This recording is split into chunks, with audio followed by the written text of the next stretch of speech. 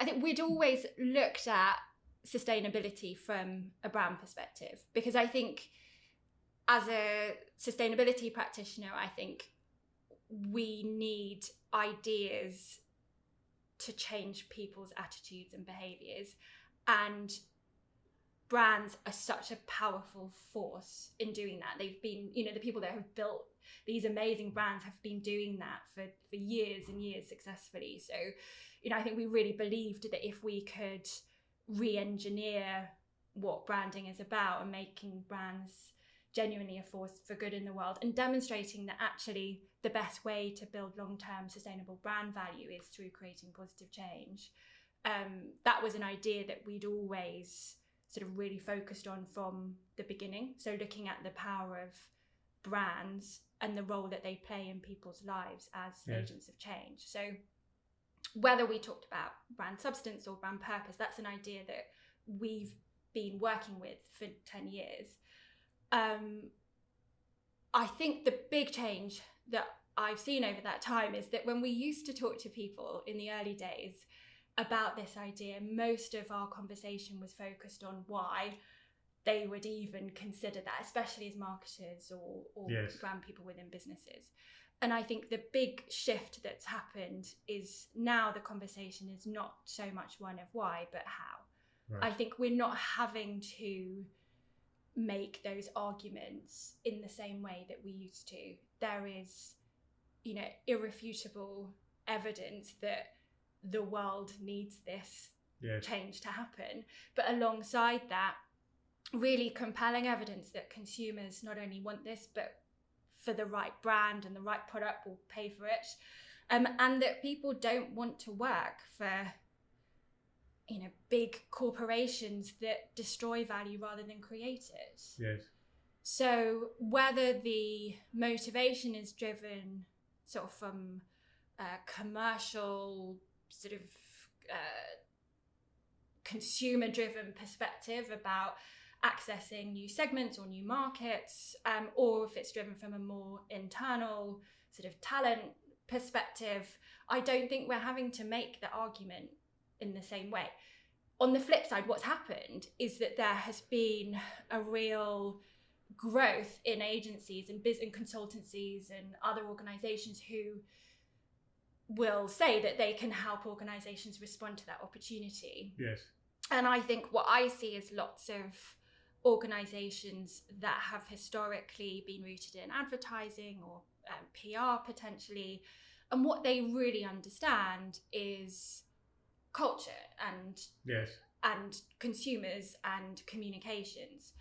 But what they don't typically get is the other side of this, which is about the context that businesses operate in from a socio-economic environmental perspective, or the imperative for purpose to be operationalized within a business.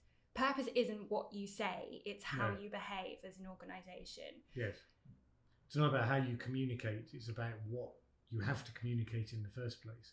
But obviously, if you have a business with purpose and the way that you are making products and the way you are selling them and the things those products do are all in line with that purpose, then you've got a fantastic opportunity to build a brand on that is meaningful because it describes what it is.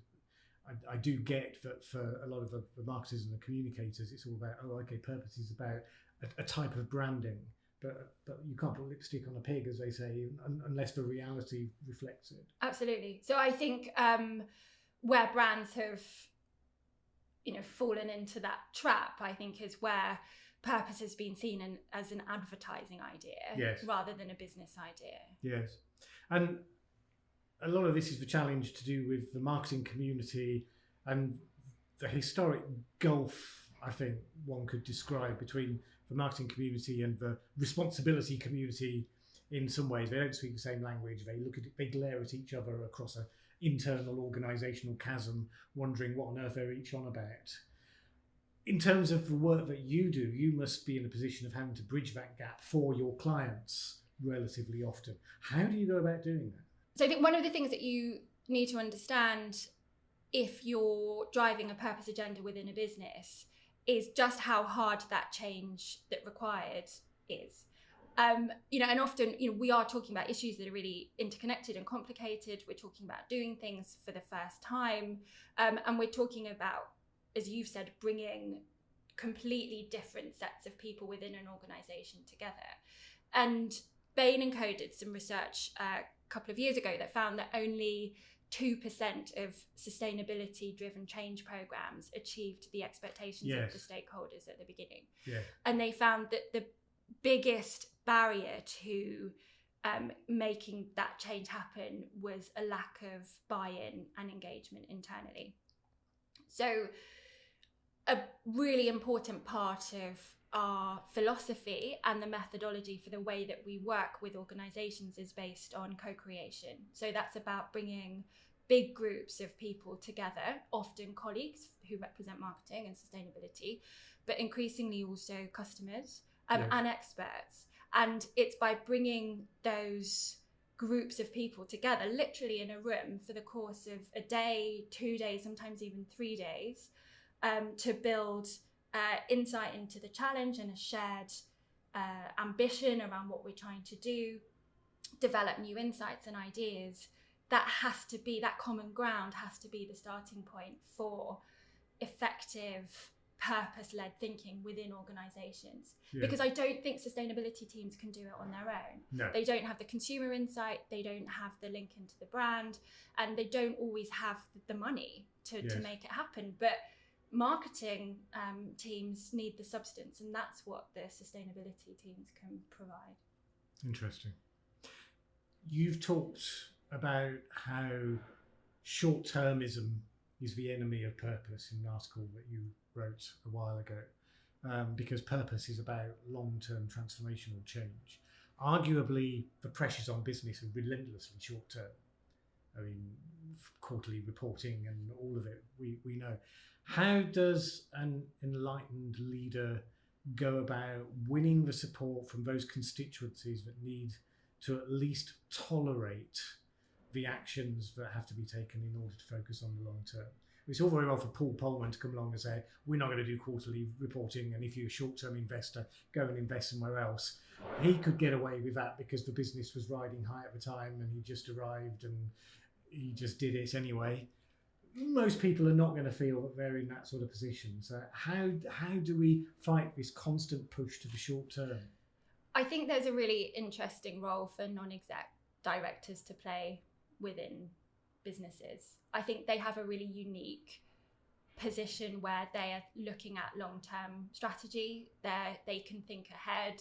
They're potentially thinking about their own legacy as individuals, potentially, towards the end of a long and successful career. I think there is a much greater role that those individuals can play, but I think they're probably reflective of a more conventional sort of senior leaders within businesses. So I think as sustainability practitioners, there's a big job for us to do to influence those people and to help them understand the bigger opportunities around sustainability so that they can fully represent that on the boards that they're working with. I also think as change sort of happens within that population of business leaders and it's less male and less white, I believe that it will be easier to get sustainability issues more generally on the agenda at board level. So I think there's sort of thinking about who the guardians for this can be within businesses outside of the sustainability team. I think non-exec directors have a really important role to play there. Yes.